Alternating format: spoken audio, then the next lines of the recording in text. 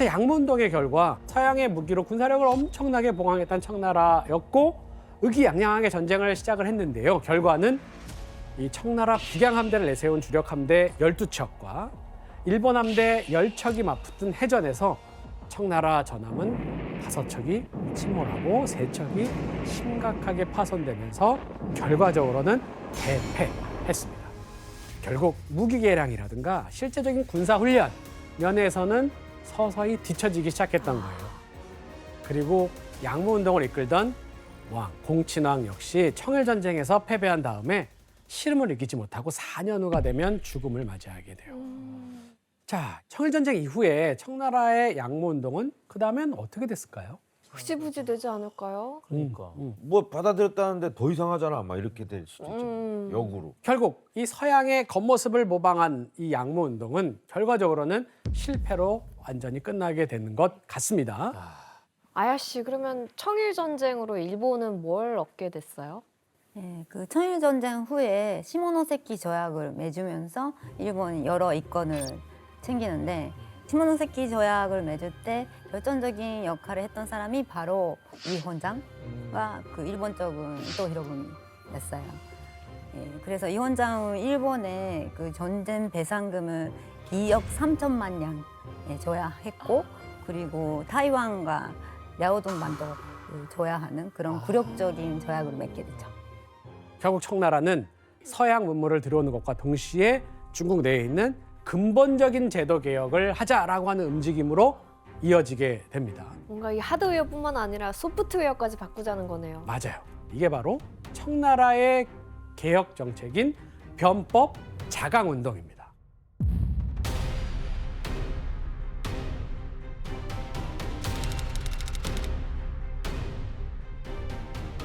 당시 대대적인 개혁을 추진하려고 했던 그 인물이 19살 통치제가 이제 병으로 죽은 뒤 황제에 새로 오른 광서제라는 새로운 황제입니다.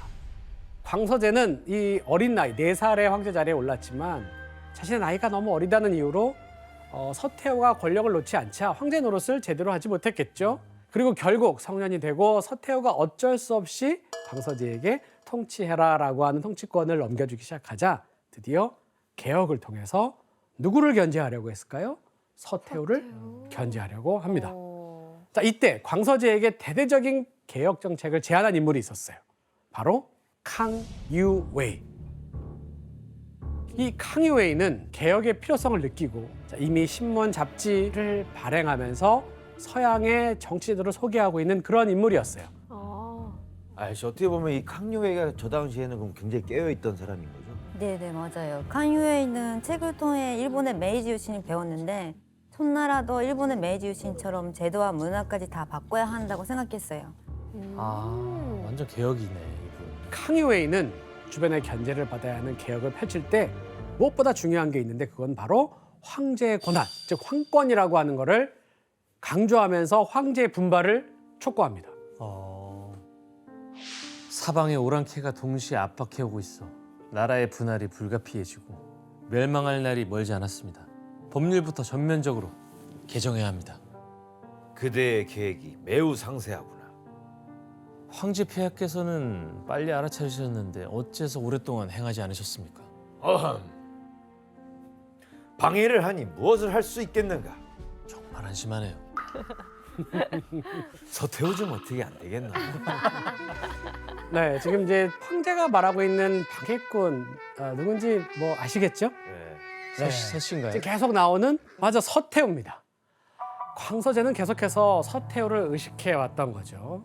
하지만 광서제는 이 강력한 개혁운동을 통해서 나라의 안정과 자신의 통치 능력을 한번 증명해 보려고 했습니다. 그래서 이 캉유웨이를 이 외교와 개혁을 관할하는 관청의 관료로 삼고 각종 개혁안들을 막 쏟아내기 시작했던 거예요. 현안과 관련된 주제로 과거제, 시험 문제 변경, 농업, 공업, 상업국 설치, 정부 행정의 쇄신과 군대 혁신. 자, 광서제와 캉유웨이는 이 변법 자강 운동을 통해서 먼저 인재 등용하는 방식을 좀 바꾸려고 한 거예요. 자, 그때 인재가 등용되려면 시험을 봐야 됐죠. 네. 네. 그때는 뭘 봤을까요? 과거. 과거제. 과거제 봤으면 뭐 규현 씨 뭐 당당히 당당하게 탈락했을 것 같습니다. 과거가 별로 좋지 않아서 과거가 안 좋군요. 미래지향형이라 형과 같이 탈락했을 것 같아요. 자, 기존의 과거 제도는 말이죠. 논어, 맹자 등에 대한 지식을 달달달 외우고 답안지를 작성하는 이제 기존의 방식을 쓰고는 있었습니다. 문제를 좀 바꾸는 거예요. 현안과 관련된 주제.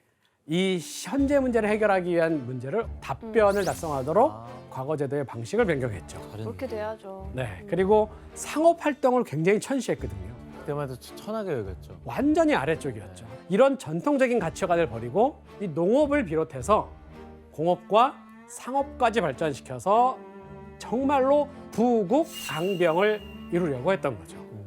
대단하다. 자, 그리고 여기에 또 하나 아주 중요한 기관까지 세웠는데요. 이게 중요합니다. 뭐 너무 이거 없어 보고 보이는데요. 어떻게 알아요? 아, 네, 어떤 곳인 것 같아요? 맞춰보세요. 병원? 병원 아닙니다. 학교?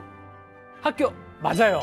역시 지금까지도 중국을 대표하는 베이징대의 초창기 모습. 우와, 이게 베이징대라고요? 베이징대? 네.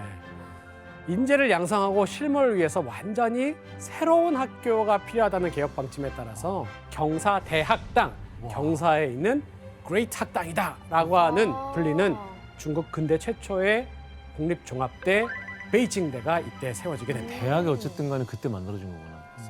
마국진 씨, 당시 경사대학당에서는 어떤 걸 가르쳤어요? 네, 기존에는 전통 학문만 가르쳤다면 이제는 서양적인 그런 지식들도 도입을 해가지고 뭐 공학, 상업학, 의학 등 10개의 전공 과목으로 나뉘어서 교육을 진행했다고 하더라고요. 어쨌든 간에 그냥 의미 없이 시간을 보내지 않게 네. 만들었던 거예요.